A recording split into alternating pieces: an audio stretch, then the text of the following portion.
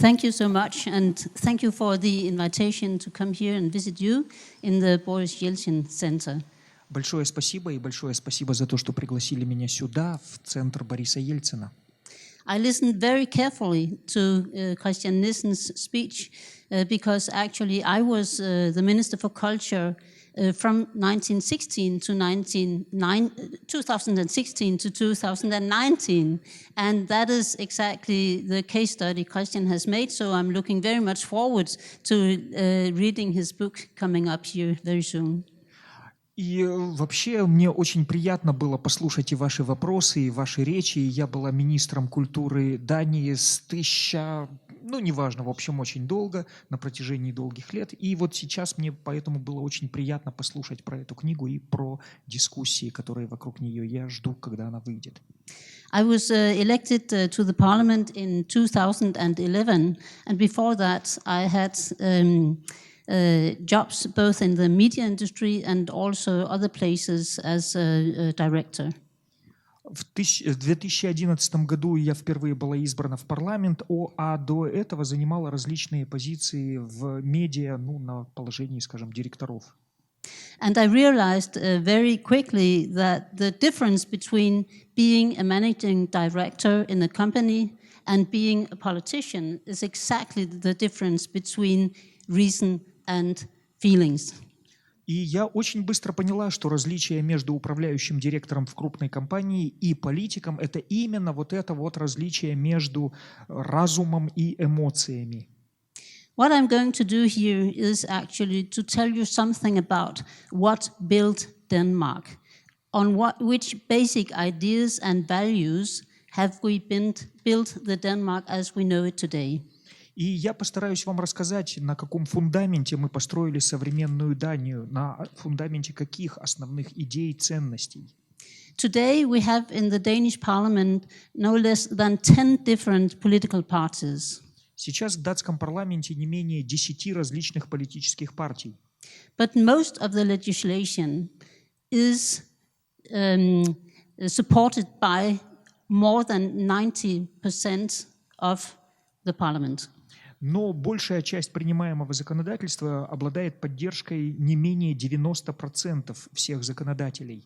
So even though we have a lot of discussion and we shout and we discuss ideology and visions for the society and so on and so forth, we share, all the political parties in Denmark, some of the same basic values and ideas. И хотя у нас есть огромное количество дискуссий, иногда мы кричим друг на друга, у нас у каждого есть своя идеология, свое видение того, как должно обстоять дело, но тем не менее мы разделяем какие-то общие для всех ценности и взгляды. And today, democracy is a concept valued almost all over the world.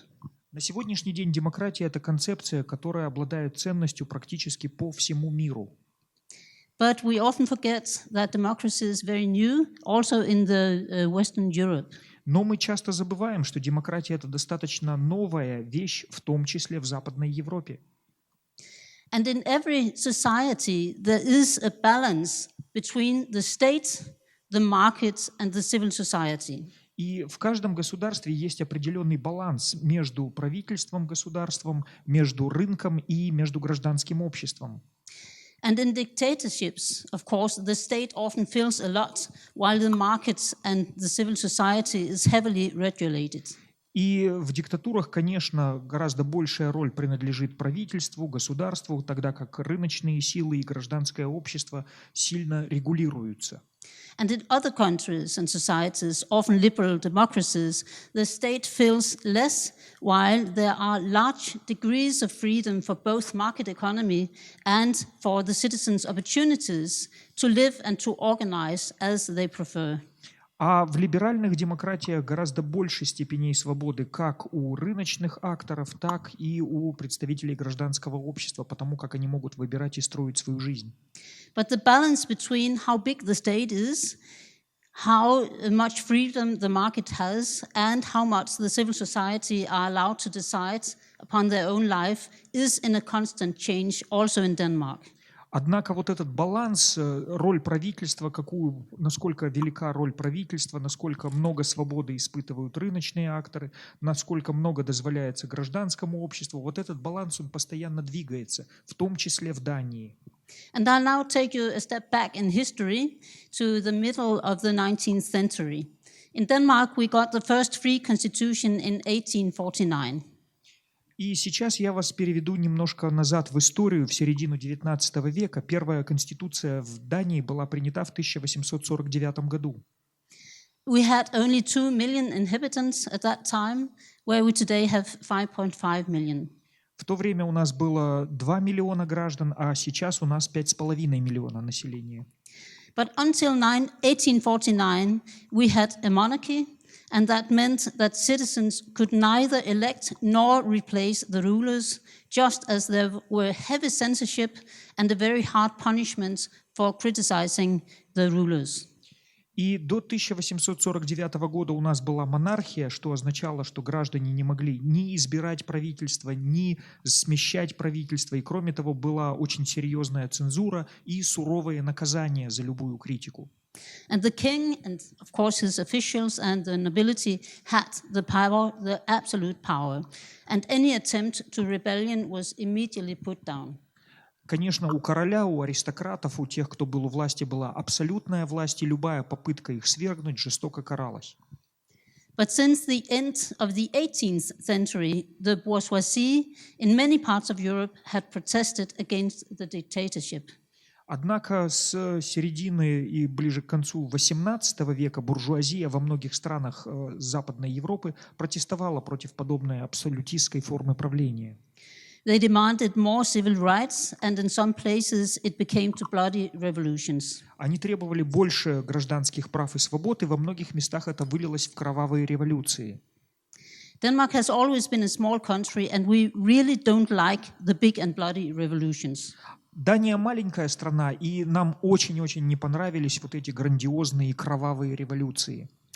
But the protests also in Denmark became stronger during the first decades of the 19th century, not least in relation to the harsh censorship. Однако протесты даже в маленькой Дании стали достаточно сильными в первые десятилетия XIX века, в том числе из-за чрезмерно жестокой цензуры. And one of those censored persons were Nikolai Frederik Severin Grundtvig. He became known as the nation builder in Denmark. И вот этот человек, Николай Грунтвиг, стал известен как строитель Новой Дании, создатель государства Новая Дания. Oh, that numbers are wrong. He was born in 1783 and died as an old man in 1872. Но на самом деле цифры здесь совсем неправильные. Он родился в 1783 году, а умер в почтенном возрасте в 1872. He was both a pastor, an author, and poet, a philosopher, a historian, a teacher, and a politician. Он был и священником, и философом, и писателем, и поэтом, и историком, и преподавателем, и политиком. And he is one of the most influential people in Danish history, as his philosophy gave rise to a new form of nationalism in the last half of the 19th century. И это один из самых влиятельных философов за всю историю Дании, поскольку именно его философия стала основой для нового национализма, приведшего к рождению датского государства. Grundtvig was born in a monarchy and in a society where the concept of nation and people was not yet linked. Он был рожден и вырос в рамках монархии, то есть сама концепция нации, народа, людей, общества не существовала. But gradually we developed a change from people as a kind of household to people as a political and cultural sovereign body that constituted a huge change in the history of Denmark. Но постепенно мы перешли к пониманию людей, народа от такого понимания как бы большой семьи к пониманию некой политической, культурной, суверенной целостности, единства людей. И это был значительный шаг для Дании. And Grundtvig was also schooled in the tradition of European Enlightenment, but his faith in reason was also influenced by German Romanticism and the history of the Nordic countries. И он вырос в рамках европейского проекта просвещения, в традиции европейского просвещения, но на него также повлиял и немецкий романтизм, и вообще история скандинавских северных стран. And he was not only a theorist and a preacher, he was also politically active. Он был не просто теоретиком и проповедником, он еще и был политическим активистом. The background for his political thoughts on liberty and freedom for the people was an experience he had in the year of 1825. И одной из причин его стремления к борьбе за свободы и политические права людей – это то, что произошло в 1825 году. At that time, he was a pastor, and he wrote a small book in which he sharply criticized the ecclesiastical rulers at the time. Он в то время был пастором, и он опубликовал маленькую книжечку, в которой достаточно жестко критиковал тогдашнее правительство. And as a result, he was brought before a court and sentenced to lifelong extended censorship. И в результате его вызвали в суд, его осудили, и приговор был такой, что на протяжении всей жизни все его работы должны были подвергаться жесточайшей цензуре. And Grundtvig was so furious at the verdict that he resigned his position as a priest, and he swore that he would never ever stand on a pulpit again unless the censorship was abolished.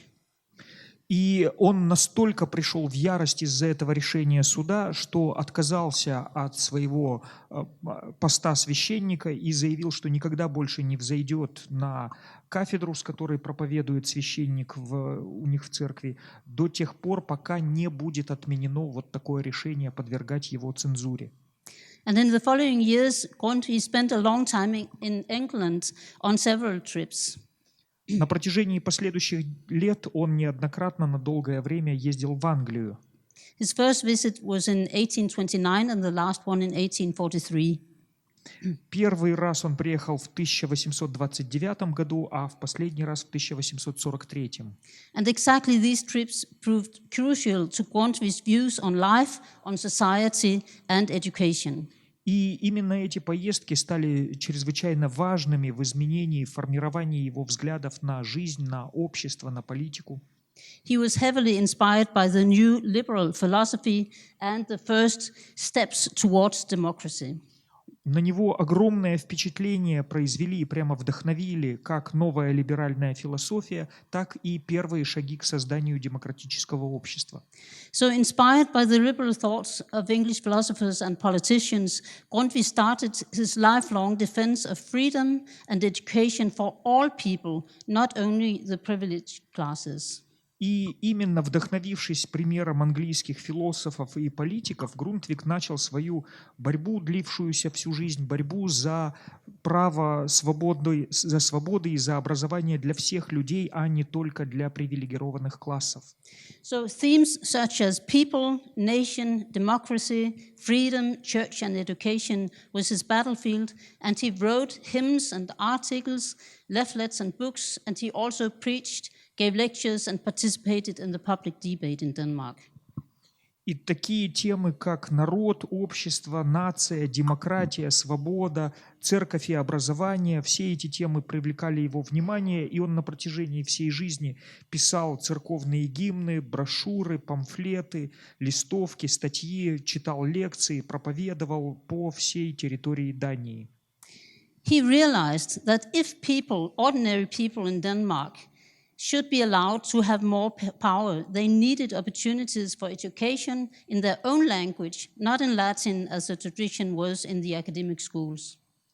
И он понимал, что если обычные люди могут получить власть, могут получить доступ к политической власти, то для этого им потребуется гораздо больше образования, причем не на латыни, которая была тогда языком образования, а на родном датском языке. When the Danish constitution was written in 1848 to 1849, Grundtvig became a member of the assembly that would draw up the new constitution. И когда создавалась датская конституция, самая первая в 1848-49 годах, Grundtvig стал членом той ассамблеи, которая и занималась созданием конституции. There was at that time still much skepticism about democracy, and Grundtvig, who was loyal to the king and to the Danish monarchy, was originally one of the skeptics due to the lack of education for ordinary people. И в то время еще многие испытывали скептицизм по поводу демократии, и Грундвиг, зная, что в Дании в тот момент существовала монархия, поддерживал монархию и тоже относился к скептикам, поскольку считал, что уровень общего образования среди обычных людей недостаточно высок. And Grundtvig also feared the political parties that would arise, that they would fight for the advantage of specific groups rather than for the common good. И кроме того, он считал, что политические партии, когда они возникнут, будут отстаивать права, свободы и потребности конкретных групп людей, а не общества всего в целом. Despite his skepticism, Grundtvig became a very important member of the assembly, and what he was fighting for was the freedom rights. Но, несмотря на свой скептицизм, он стал очень активным участником ассамблеи и активно отстаивал права и свободы. The right to speak, the right for the press to express them as they wanted, the right to make associations, and so on and so forth. Свободу слова, свободу прессы, свободу собраний и так далее и тому подобное. But when they should vote for the new constitution, Grundtvig didn't vote for it, but abstained. Но когда шло голосование за принятие новой конституции, Грундвиг не стал голосовать, а воздержался. Although it was only 14% of the Danish population, and only men, of course, who got the right to vote, Grundtvig was deeply concerned about the lack of education. Хотя только 14% людей в Дании получили право голоса, причем, конечно, только мужчины, тем не менее Грундвиг выступал все-таки против этого, испытывал такой скептицизм, поскольку считал, что у людей недостаточно образования. But the constitution was passed, and Grundtvig was also elected for the first Danish parliament. Однако конституция все-таки была принята, и, кроме того, его тоже избрали в первый датский парламент. As mentioned, Grundtvig was very inspired by the freedom and the civil and religious liberties he experienced in England. Как я уже говорила, на Грундвига огромное впечатление произвели и прямо вдохновили те гражданские и религиозные свободы, которые он увидел в Англии. So in the decades after 1849, Grundtvig developed his thoughts about education in Denmark. И на протяжении нескольких десятилетий после 1849 года Грундвиг на этой основе разрабатывал свои идеи по поводу образования в Дании. He talked about what he called the living word as very important. Он говорил о том, что вот живое слово чрезвычайно важно. And Grundtvig is considered as the founding father of what we call the Danish folk high school movement. И Грундвиг стал основателем того, что мы называем системой народных школ в Дании. On those people's schools, and it was grown-up people who were going to visit these schools, he thought it was very important to educate young people in national culture and history, as well as to teach people to take active part in society and to take personal responsibility for their own lives. И в этих школах, которые были также для взрослых, то есть взрослые люди туда ходили, он считал, что необходимо отстаивать значимость образования для всех, в первую очередь, конечно, для молодых людей, причем преподавать им национальную историю, национальную культуру, но также преподавать необходимость активного участия в политической жизни, личного участия в создании политических перемен. Both children and young people have to learn for life, not for exams. И как дети, так и взрослые в этих школах учились для жизни, а не для экзаменов. So rather than educating learned scholars, he believed also the universities should educate its students for active participation in society and popular life. И он считал, что в образовании, в том числе в университетах, преподавание должно вестись не для того, чтобы выпускать каких-то кабинетных ученых, а для того, чтобы эти люди активно участвовали в повседневной политической жизни. The aim was to promote a spirit of freedom, poetry and disciplined creativity within all aspects of educational life.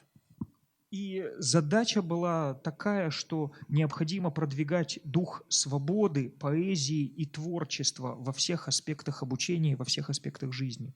So he promoted values such as wisdom, compassion, identification and equality in society. И он проповедовал такие ценности, как мудрость, сострадание, равенство, для того, чтобы эти ценности распространялись по всему обществу. And he opposed, of course, all compulsion, including exams, as deadening to the human soul. И он очень резко выступал против всяких формальных штук типа экзаменов, которые он считал умертвляют человеческую душу. So he said, free to believe, free to speak, free to sing, and free to take responsibility, I wish for all. И он прямо и говорил, что у человека должна быть свобода верить, свобода думать, свобода выражать свое мнение, причем это должна быть свобода, доступная для всех. Later on, in 1864, Denmark went to war with Germany and suffered a painful defeat. В 1864 году он пошел на войну с Германией и потерпел сокрушительное поражение. We lost a third of our country, which was now very, very small and also very vulnerable. Мы потеряли 1/3 своей территории, наша страна стала очень маленькой и очень уязвимой. Another Danish poet, H.C. Holst, formulated what came to characterize developments in Denmark after the defeat of the war in 1864. He said, "What is lost outwards must be won inwards." И еще один датский поэт Хольст сформулировал те ощущения, которые возникали в обществе после поражения в войне с Германией в 1864 году. Он сказал, то, что мы потеряли снаружи, мы должны компенсировать приобретением внутри. So as a consequence, both of the new constitution in 1849, the loss we had in the war in 1864, all important institutions in Denmark was founded during the last decades of the 19th century.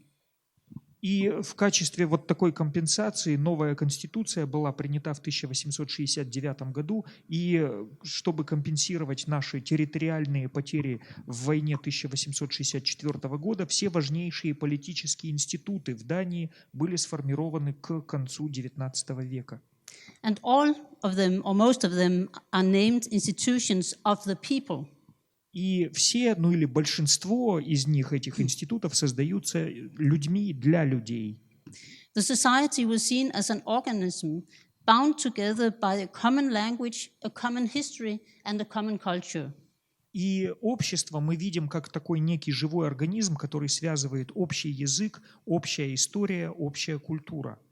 So we founded all these institutions, and actually they are still the basic institutions in Denmark.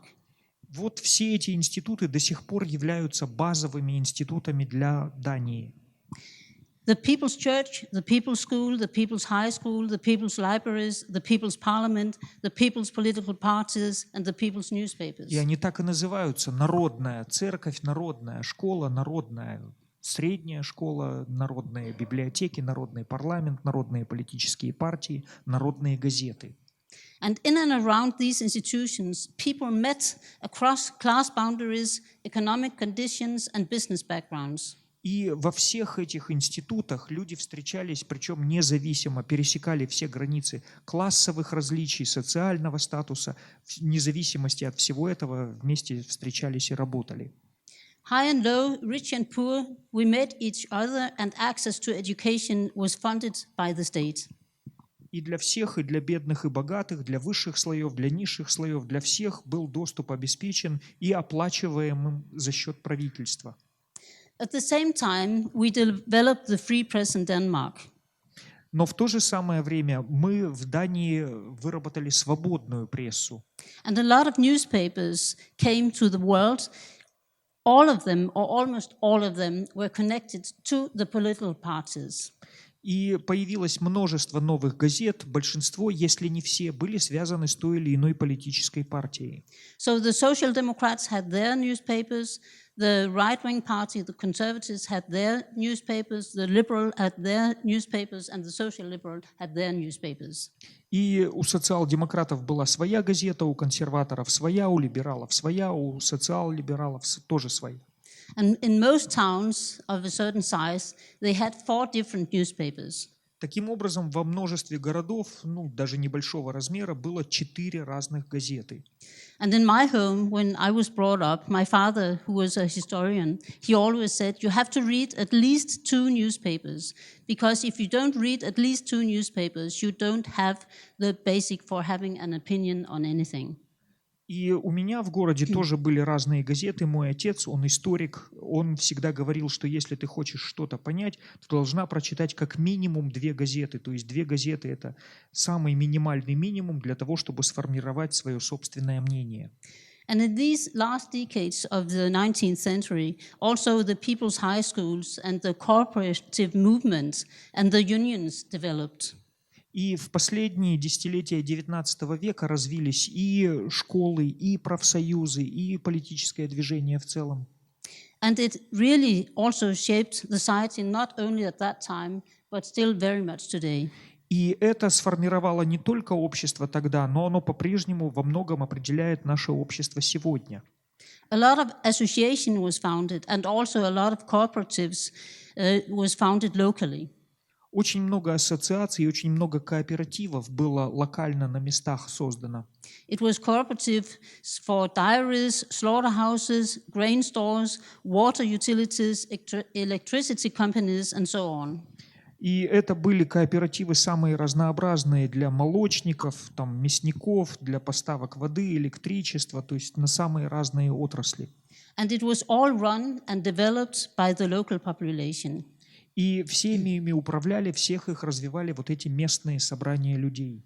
And up until now, we call Denmark the country of associations. До сих пор мы называем Данию страной ассоциаций. The last number I saw, each citizen in Denmark now is on average a member of 7 different associations.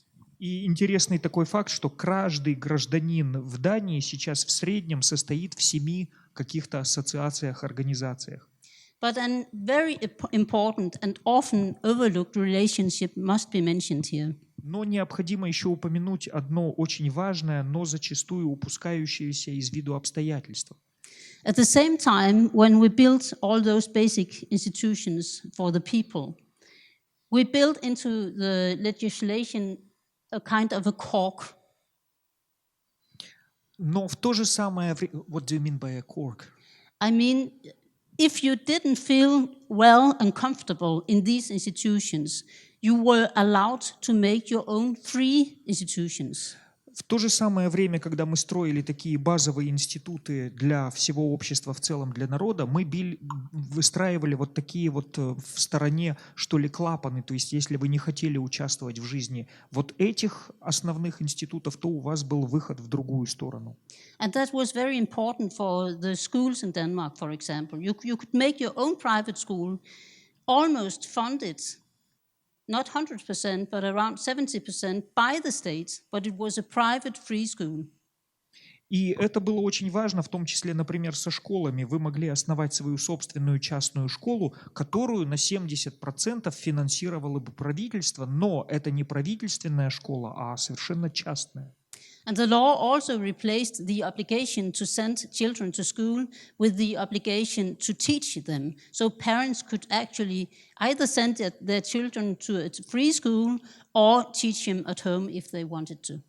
И кроме того, законодательство изменило обязательство посылать ребенка в школу на обязательство учить ребенка. То есть фактически семья могла сделать выбор или посылать ребенка в такую школу или в другую школу, или просто учить дома. And these basic institutions actually built the ground for the welfare society that was developed in the 20th century. И именно эти базовые институты стали тем фундаментом, на котором было построено общество благосостояния в 20 веке.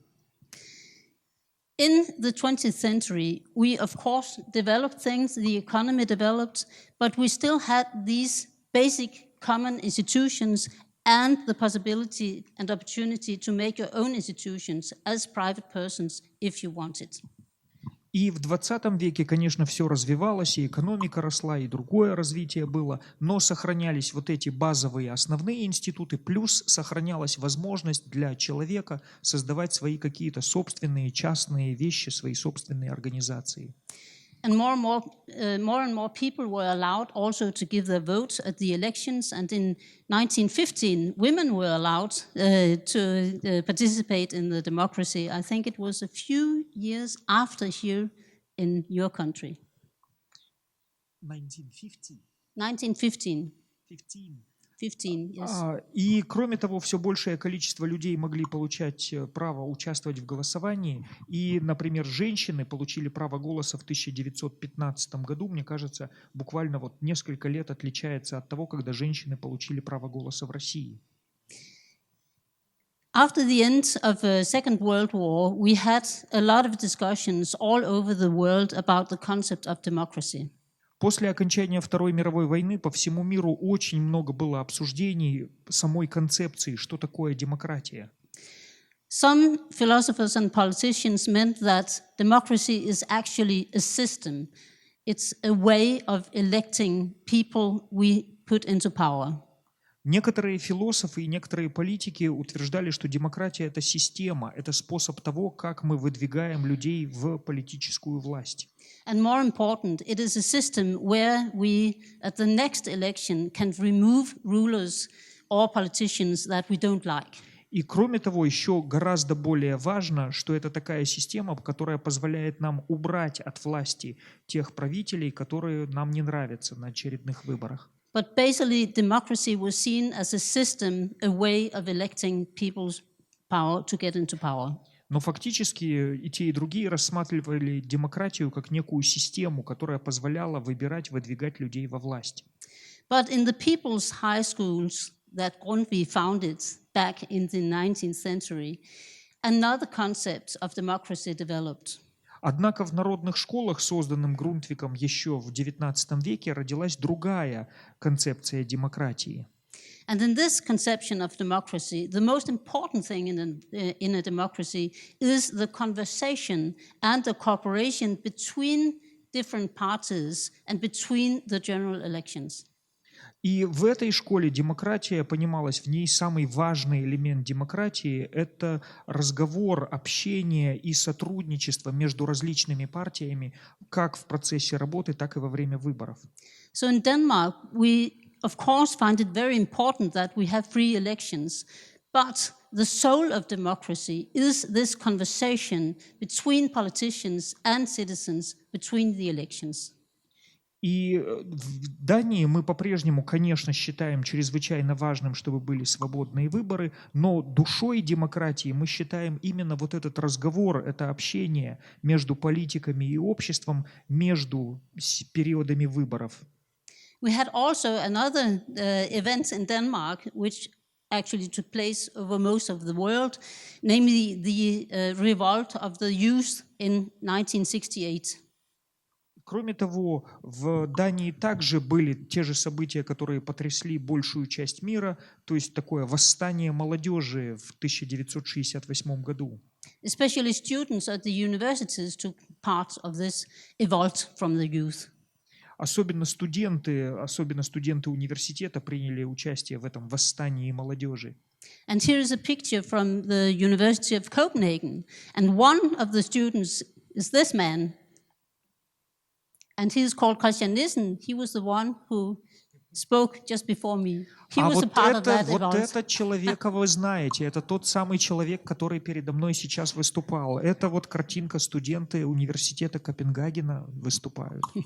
Where the revolutions in the 19th century was the bourgeoisie, the educated people, the right-wing people who brought up the changing of ideas in the 19th century. Here in this revolt, the youth revolt in 1968, it was brought up often by leftists and socialists. I'm not saying that Christian Nissen is a leftist or a socialist, but most of them were leftists. И если в XIX веке за революциями, в качестве основной мыслительной и движущей силой стояли правые партии, правого толка политики, образованные люди, высшие слои общества, то в 1968 году основной движущей силой, основные идеи были такие левацкого толка, социалисты и так далее. Я не хочу сказать, что предыдущий лектор левак или социалист, но тем не менее вот так было. And with some irony, even though they wanted to give the power to the people, many of the leading figures in the revolt in Denmark later became to occupy important positions in our community. И по иронии истории так произошло, хотя они выступали за то, чтобы власть дать всему народу, всем людям. Вот по иронии истории многие из них впоследствии стали занимать очень крупные посты в правительствах. So in the years after 1968, things developed in Denmark, but it was still building on the old values and ideas formed by, amongst others, Grundtvig. И хотя в годы после 1968 года вещи многие развивались, происходили многие изменения в Дании, но в основном, в целом, все основывалось на тех базовых идеях, которые были заложены еще Grundtvigом. The old tradition of forming associations took on new forms, and institutions such as schools and kindergartens and cultural associations and sports associations gained elected councils. Новые свободные ассоциации возникали, которые были с правой стороны такие самые свободные, за пределами мейнстрима, а старые институты, которые находились с левой стороны колонки, школы, детские сады и так далее, у них очень часто появлялись выбранные советы, выбранные правительства. And in the 1970s, new laws also obliged private-owned companies to include employee representatives in their boards. И кроме того, в 70-е годы появилось законодательство, которое обязывало включать в управляющий совет компаний представителей от работников. And today, the Danish society still have a very strong public range of institutions, and therefore also what we can call a strong state. И сейчас, на сегодняшний день, в Дании по-прежнему широкий диапазон самых различных институтов, и мы можем сказать, что в принципе сильное государство. But Denmark is also characterized by a strong and committed civil society, which has often the courage to take responsibility for their own lives. Но, с другой стороны, в Дании также можно сказать, что очень сильное, очень настойчивое, упорное и активное гражданское общество, которое достаточно четко и ясно выражает свою позицию и отстаивает ее. So let me tell you about a recent example of the strong civil society. Давайте я вам приведу пример как раз такого сильного гражданского общества. In 2007, we had a reform of municipalities. В 2007 году у нас была реформа муниципалитетов. Municipalities, yes. 271 small municipalities were merged into 98 larger municipalities. 271 крошечный муниципалитет слили в 98 более крупных муниципалитетов. And as a consequence, many small villages had the experience that they suddenly lived far away from the new town halls. И внезапно получилось так, что во многих маленьких таких городках и деревнях жители оказались очень далеко от ратуши, от места, где муниципальные решения принимались. And also that they lost influence on their local communities. И таким образом они потеряли право голоса, право влияния на местные сообщества. And one of those villages is called Filskov, and it is placed in Jutland. И одна из таких деревень, таких маленьких городочков, это Фильсков в Ютландии. There are only 680 inhabitants, but they decided that they would now like to be a free city. Там всего 680 человек, но они решили, что с этого момента объявляют себя вольным городом.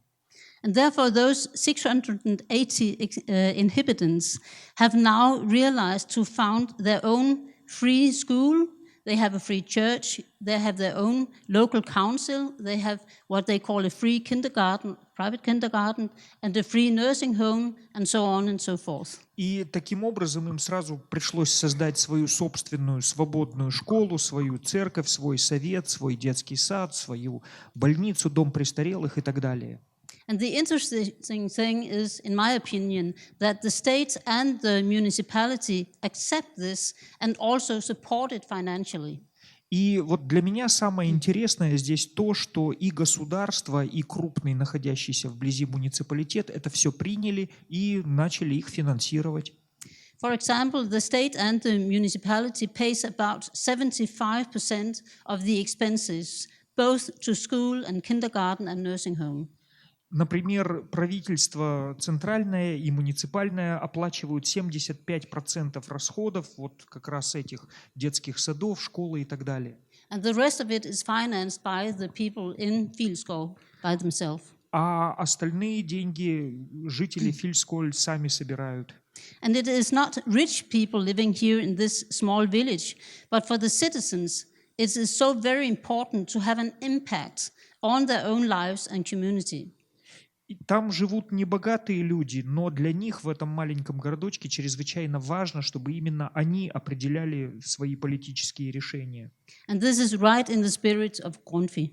И это как раз вот в духе того, вот то, что она описывала, общение, продолжение сотрудничества друг с другом, того понимания демократии.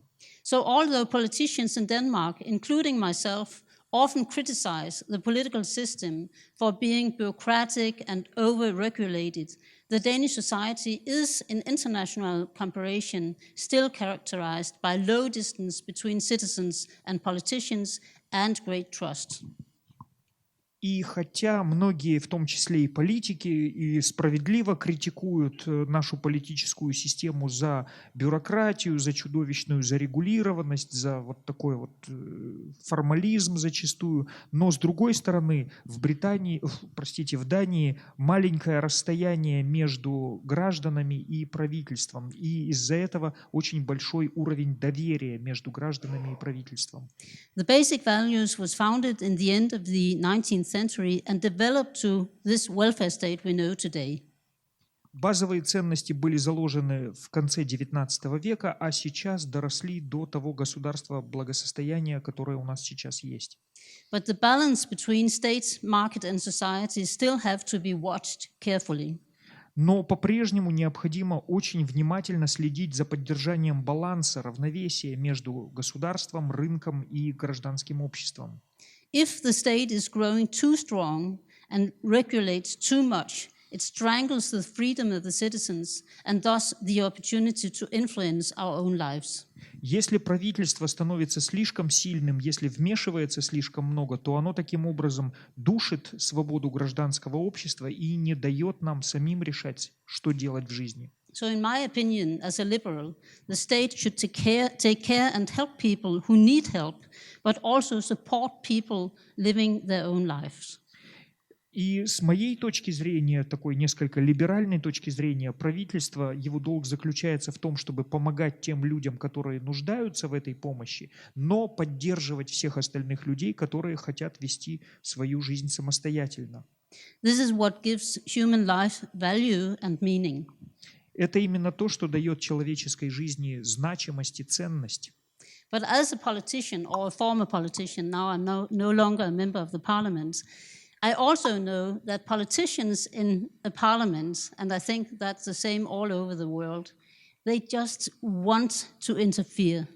It is better to have control than it is to give freedom to people to live and to do whatever they want, because sometimes they want something that the state doesn't like.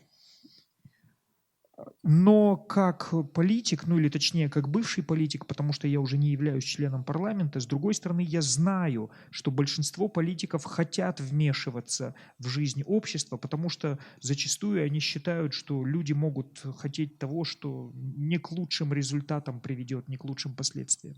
So the state has this feeling of regulating both the civil society and also the market, that it is important to do for the society to develop in the right direction.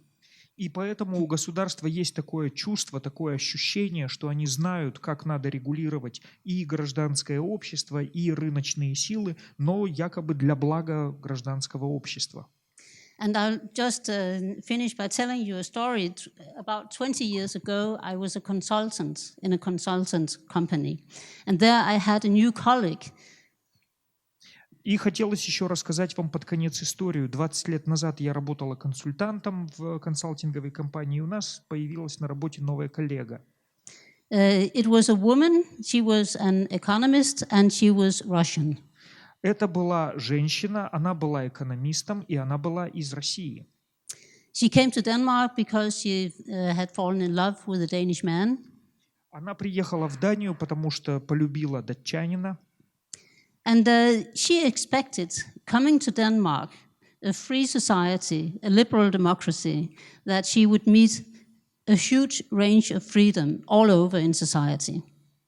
И она приехала с ожиданиями, что она приедет в такую суперсвободную страну с либеральной демократией, со всяческими свободами. But she said that she was very surprised to see how heavily regulated institutions and the market in Denmark are. И она говорила, что чрезвычайно удивлена была, когда увидела, насколько подлежат регулированию различные отношения, в том числе и рыночные отношения в Дании. And then I explained to her that the most important thing to see here is that even though we have those strong people's organizations, they are run on daily basis by people out there. And also, if the citizens in Denmark don't want to be a part of the public institutions, they can and they have the freedom to make their own.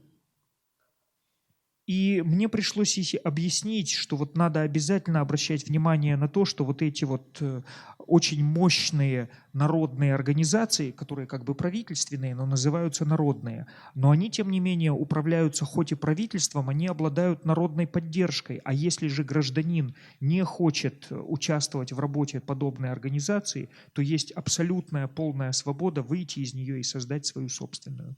So the balance between state, market and society is still developing, and we may and we should have discussions every day, all around the year, because if we don't have these discussions, I'm sure that every state and every politician in every country would try to regulate even more than they're doing today. И мне кажется, что баланс между государством, рыночными силами и обществом продолжает развиваться, продолжает меняться. И мы, конечно, можем, должны и просто обязаны каждый день обсуждать, как же этот баланс выстраивать. Если же мы не будем это делать, то в противном случае политики, причем в любой стране, будут обязательно стремиться к тому, чтобы полностью взять власть в свои руки и полностью урегулировать все отношения. So when I came into politics, I was 54 years old. Когда я пришла в политику, мне было 54 года. And even though I have been following politics and been interested in politics and educated in politics, I was really surprised to see how politicians actually work in a democracy. И хотя я всегда интересовалась политикой, всегда следила за ней и получала политическое образование, тем не менее для меня большим сюрпризом стало то, как фактически на самом деле работает политика в демократическом обществе. We often fight and we often quarrel, but a democracy is not better than we are doing it to. И мы очень часто между собой ссоримся, спорим, ругаемся, но демократия – это то, что мы выстраиваем в нашем общении. So we have actually, just as Grundtvig said, the obligation, in my opinion, to listen to each other, to bow against each other, to find compromises if we are going to create stability and if we are not going to lose our democracies in the years to come. И поэтому у нас просто долг, обязанность выслушивать друг друга, дословно преклоняться, но на самом деле уважать мнение друг друга, идти на компромисс и активно разговаривать, поддерживать этот поиск компромисса друг с другом, если, конечно, мы не хотим потерять свою демократию в ближайшие годы. And we also have to encourage both children and youngsters to take part in society, to go into politics, to go into the discussions we have in our societies. И, конечно, мы должны всячески поощрять и детей, и молодежь, чтобы они активно участвовали в политической жизни, активно участвовали в тех переменах, которые они хотят осуществить. And that is because political decisions are too important to leave to the politicians. И это потому, что политические решения слишком важны, чтобы можно было их оставить на откуп только политикам. Thank you very much. Большое спасибо. Yes, and if you have any questions or comments, you're И welcome. если у вас есть вопросы I или can see- комментарии, то всегда пожалуйста. Я бы хотел спросить, вот говорят, свобода выбора, но вот вы не считаете, что это отличается от реального свободного выбора, который предполагает какие-то знания под собой? Допустим, на каком-то муниципальном уровне, в моем подъезде я могу принять участие в обсуждении и могу в чем-то разобраться, вот, но когда большая страна, когда она требует каких-то решений, которые на эмоциональном уровне как бы обычный человек не примет, потому что 30-20% они интеллектуально развитые, вот. А 80%, но они работают, у них тоже есть вовлеченность, у них может быть хорошее образование, но у них никогда не будет той полноты знаний. Я думаю, вам это понятно, вот когда вы свое место заняли. Ладно, извините. You've been speaking about the freedom of choice, but freedom of choice needs a lot of education. And of course, if I participate in some elections or some political decision making in a small municipality on some local issue, I can make an educated decision. But in a huge country where about 20-30% have the necessary education or the necessary knowledge, and the rest, like 80%, may have proper education, but they just do lack some specific knowledge which is needed for making decisions for a huge country. Можно немножко договорить чуть-чуть? Просто вот такая, говорят о скандинавской мягкости, может быть, она просто, я не знаю, но может быть, это какая-то тепличные условия какие-то, при которых вот такая демократичная мягкость, она может присутствовать.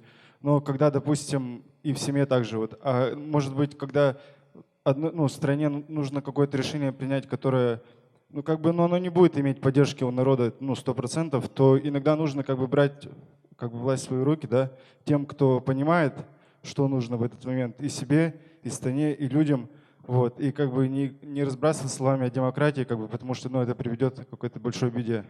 Все. So maybe in Scandinavia it's kind of a hothouse where you can grow democracy in these wonderful conditions, but and the same can be applied to, let's say, a small family. But in a huge country where you will not have complete support of the majority of the population, maybe in such conditions it is necessary to take the bull by the horn and make the decisions by yourself when you know what is good for the country in general. Yes, but I would like to refer to Grundtvig once again, because Grundtvig, he distinguished between being educated and being wise. It is possible to be a wise person even though you don't have any sort of education. Wise on your life and your wishes. Снова хотелось бы вернуться к Грунтвику. У него интересная была такая мысль, что надо разделять образование и мудрость. То есть человек может даже не получить какого-то конкретного, специального, глубокого образования, но обладать достаточной мудростью для принятия определенных решений. Yes, so his the way he was thinking was that it is not. You cannot guarantee that even the most well-educated person will take the best decisions. He can take unwise decisions and he can do harm to people. So that is why it is important to let people engage in their own local society. И у него была такая мысль, что нет никаких гарантий, что самый образованный человек будет принимать мудрые решения, которые будут полезны для всего общества в целом. Именно поэтому обществу надо позволить на местном уровне вырабатывать свои собственные решения, которые будут наиболее приемлемыми именно для них. And our approach to democracy is also in that way that when you are allowed to vote in Denmark, you have to be 18 years old. And if you ask those youngsters, please tell me what is the difference between the different political parties? What is the difference between different ideologies? They may not be able to answer. But when they are allowed to vote for the elections, they will feel that they have to look into it, to learn more about it. So it's a kind of self-education that you put upon yourself when you are allowed to take part in the society. And what is good for the society is very, very difficult to define conclusively.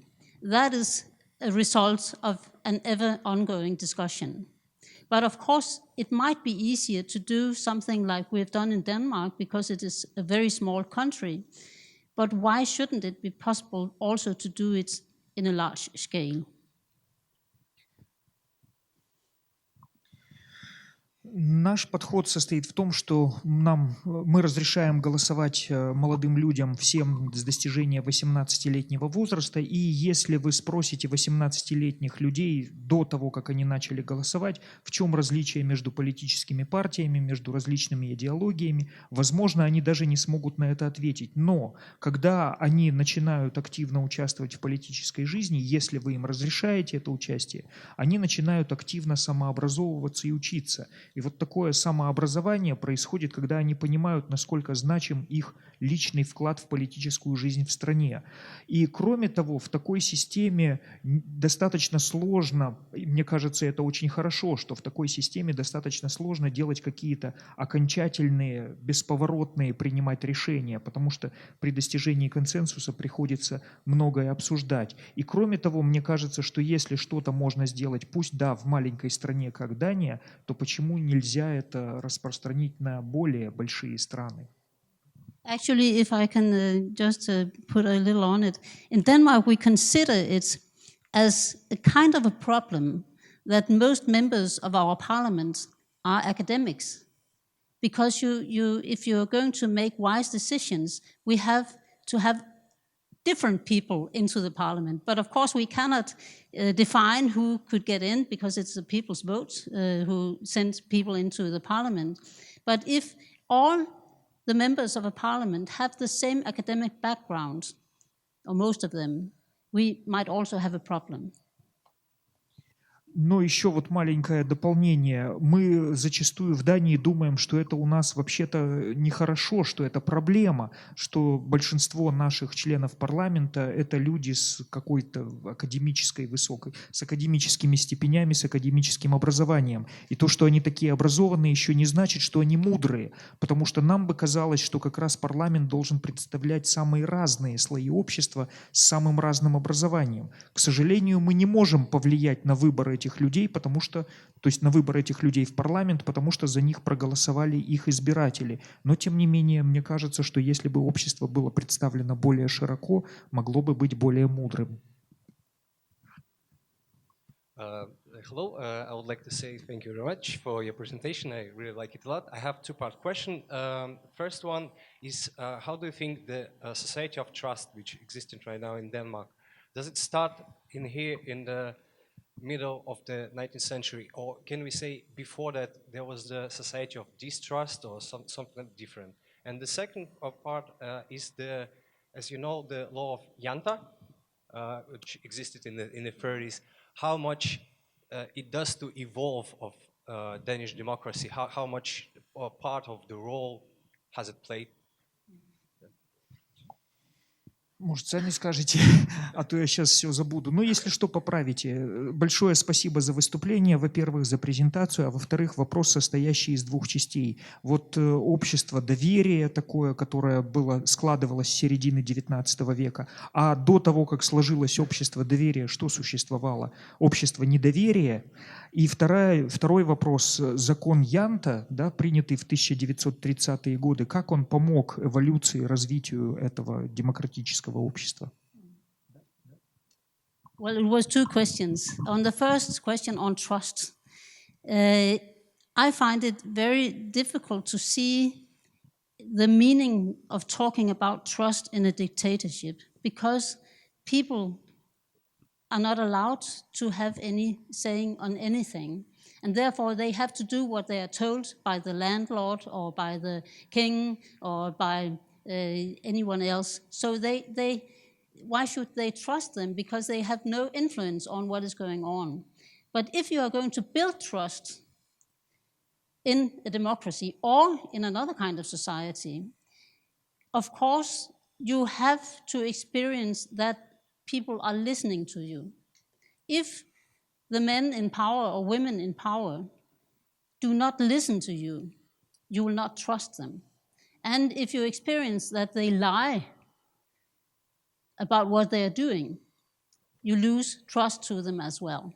So the reason why we can build up trust is that we are listened to and we believe what they are telling us, and we think that they know about our lives and our needs. If we don't have that, you don't have trust in a society. And then it was Jante, was it correct? You talked about Jante. We talk a lot of Jante, the Jante law in Denmark as well. And we often say that we have a society with a high degree of equality and a low distance between the very rich and the very poor in Denmark. And that might be a result of the Jante law. If you are too rich, people will not admire you, but look a little, well, say, is that necessary? And we say also in Denmark that we will only have a few very rich people and also a very few very poor people. But of course, we have differences in Denmark as well, but they are not huge if you compare them to the differences in other societies. For example, also Russia. I think you have some very, very rich people here in Russia. We don't have so many of them in Denmark. Yes? Sorry. Oh, yes, translation. I'm sorry. Итак, вопрос состоял из двух частей, точнее, из двух вопросов. Первый вопрос был о доверии, но я вообще не понимаю, о каком доверии можно говорить, если о том обществе, которое было до него, вот вы спросили, можно ли вообще какое-то доверие выстраивать в диктатуре, когда монарх или помещик или там лендлорд какой-то просто приказывает, и ты должен и обязан выполнять. То есть ни о каком доверии не может быть и речи. И чтобы это доверие построить, ну или в демократии, или в любом другом каком-то обществе, то надо, чтобы людей политики выслушивали. Если политики не слушают, то они не могут это доверие построить. Если они лгут, то это доверие будет быстро утеряно. И вот как раз, как мы считаем, доверие должно выстраиваться в нашем обществе. Политики обязаны выслушивать, что говорит народ, должны понимать, и мы считаем, что мы должны именно знать, что происходит в обществе на основе того, что люди доверяют нам, мы выслушиваем, понимаем и доверяем им. Что касается второго, что за закон вообще? Гендерный, не гендерный, гендер? Это закон, который был написан в книге автора Сандемоса, это 30-е годы, где он показывал датскую деревню, которая живет по 13 или 14 законам. Они достаточно все жестокие там в формате того, что не думай, что ты лучше нас. Вот в таком все формате несколько выражений. The Jante law says that you shouldn't think that you are anything. В общем, переводить Very не надо short. то же самое. И дальше продолжается ответ, что в датском обществе как раз очень хотели снизить вот этот разрыв между богатыми и бедными. Как раз всегда было высоко стремление к равенству. И если ты слишком богатый, то никто тебя любить не будет. Ну, хотя в Дании есть богатые люди, но их очень мало. И также очень мало совсем бедных людей. Конечно, есть различия в экономическом уровне, но это различие значительно ниже, чем в других странах, в том числе, например, в России. В России же ведь есть ужасно богатые люди, да? Yes.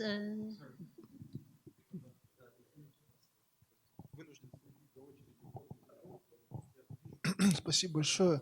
Я хотел узнать, вот у меня тоже будет два вопроса. Все-таки какие бы, может быть, советы дадите для России?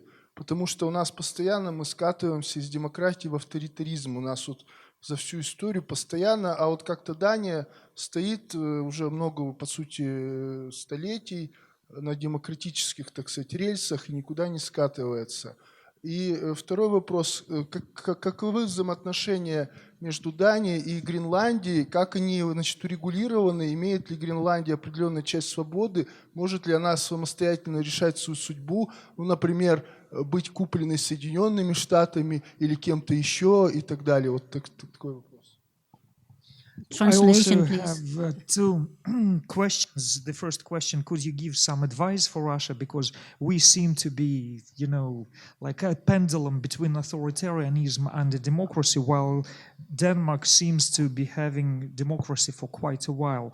And the second question, what are the relations between Denmark and Greenland? How much freedom do they have? And can they really sell themselves to the United States or to some other country? Well, the last question first. Actually, in Greenland, they have a lot of independence these days. In 2010, they were allowed to make their own decisions on almost every issue, not the underground and not in some security aspects, but otherwise they were allowed to do it. But we have some tension between Denmark and Greenland because there is much poverty, and the Danes were not very wise in many ways for many decades in Greenland. So we still have problems and challenges. Начнем со второго вопроса. Во-первых, у Гренландии огромная просто независимость. Много независимости было предоставлено после 2010 года. Они могут свои собственные решения принимать почти во всех областях, за исключением разве что недр и некоторых вопросов безопасности. Но, тем не менее, остается напряженность в наших отношениях, потому что многие решения Дании по Гренландии были не слишком мудрыми, и уровень бедности в Гренландии, к сожалению, пока не очень удалось снизить. And the second question, I don't think I can give you advices here in your country, but in my opinion, if you are going to have a democracy, not only by words, but also in the soul of a society, every citizen has to take upon himself responsibility for his own life, but also for the common good and for society. And if the citizens are going to feel that, they have to see that they are listened to, not only to the elections, but also when they want to tell politicians something, they have ideas they want to promote and so on. So there's no prescript for democracy. It's not only an election system, it is a kind of way of living in a society, and it takes decades to develop it. I mean, in Denmark, we say that we had democracy in 1849, but I mean, it was only in 1915 that women were allowed to vote. So it takes a very long time to develop a democracy. Ну и что касается советов, я не думаю, что у меня есть право или возможность давать вам советы в вашей собственной стране, но мне кажется, просто если выразить мнение, то демократия – это не просто слова, а что вот если хотите не на словах демократию, а именно душу, что ли, демократии постичь и обрести, то это означает, что каждый гражданин должен брать на себя ответственность как полностью за свою жизнь, так и вообще за все, что происходит в обществе. И каждого этого этого гражданина должен быть голос, и этот голос надо, чтобы звучал не только во время выборов. То есть нужно такое активное участие в политической жизни. И в конечном итоге нет какого-то готового рецепта демократии. Это образ жизни, и для того, чтобы она выросла и развилась, конечно, уходит очень много времени. И хотя мы говорим, что в Дании демократия с 1849 года, но, как вы видели, женщины значительно позднее получили право голоса, и на рост и развитие демократии уходят десятилетия. And the last question. Спасибо, Сергей Карпов. У меня такой вопрос. В средние века мы жили, значит, в Россия, Дания и Исландия, и Северная Европа входила в Ганзейский союз, и по сути он был основан свободными городами. Так, и вот там форма правления была близка, вот, вероятно, к той, про которую вы рассказывали, вот в свободном городе, который у вас вновь образовался в Дании. Вот я хотел бы спросить, что из опыта Ганзейского союза приемлемо в гражданском обществе, вот в вашей стране, в нашей стране, и как нам быть вместе в дружбе, в зависимости от торговли, от промышленности, в общем, как нам совместно существовать, вот, используя средневековый опыт. Спасибо. Thank you very much for your presentation. And my name is Sergei Karpov, and my question is about, it deals with Middle Ages. Back in the Middle Ages, Denmark, Iceland, some parts of what is now Germany, and Russia were together in the Hanseatic Union of Cities. And what could we take from that experience in our everyday politics now? What can we build upon? What can we take in development of relations between Denmark and Russia in trade, economy, in anything? How can we coexist using that medieval experience? Well, that was a huge question. But what I think is your point is that it is important not to have nations only looking into themselves. We have to cooperate in culture, economics, business, and so on. And they did that, also in the Middle Ages. And then we had the nation building, and we had borders, sharp borders, all around in Europe. Now we have the European Parliament and the EU, the European Union, where we have tried for decades to diminish the borders, diminish the differences between our countries, cooperate, build a political culture and on free market economy and so on. But we know that things are changing, and now because of the refugees and immigrants and so on, the borders are coming up again.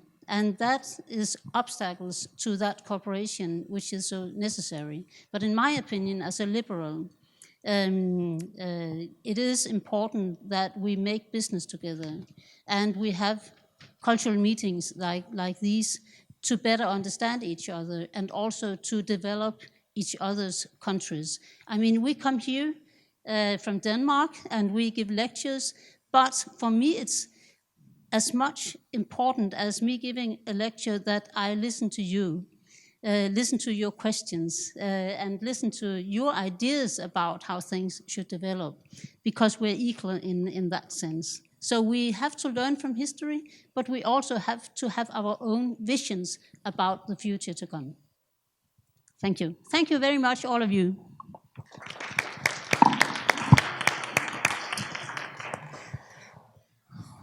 Сейчас еще ответ будет. Огромный вопрос, на него очень сложно ответить, но как мне кажется, что самое важное в вашем вопросе – это то, что мы действительно должны не просто зацикливаться только на своих национальных государствах, только на своих странах, полностью в это уходить. Мы должны также развиваться и развивать самые различные культурные, экономические, торговые, бизнес-связи, как мы и делали в средние века, действительно. Но впоследствии, по окончанию средних веков, национальные государства государства стали очерчивать очень жесткие границы. В последнее время мы строили последние несколько десятилетий Европейский Союз, построили Европейский парламент и пытались как раз преодолевать эти границы, стирать их между странами, строить некоторую общую политическую культуру, общий рынок. Но, к сожалению, в последнее время из-за различных причин, в том числе, например, миграции, эти жесткие границы снова начинают возрождаться.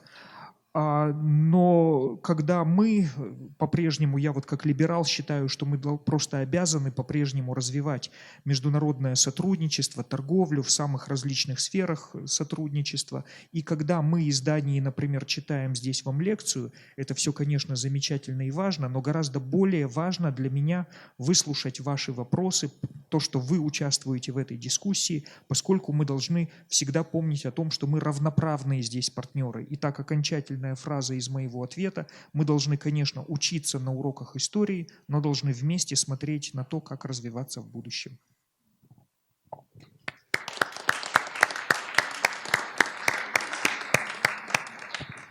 Mrs. Bock, thank you so much. I'm very happy to hear such important words in these walls. That really matters. Thanks a lot. Дорогие друзья, я напомню, что сейчас в завершении нашей сегодняшней разговорной части фестиваля Дни Дании пройдет дискуссия. Я знаю, что у нас много вопросов, у меня у самого их очень много. Приберегите их до конца третьей части. Все участники сегодняшней разговорной программы останутся и будут готовы на ваши вопросы ответить. Спасибо, мы встретимся здесь через 5 минут.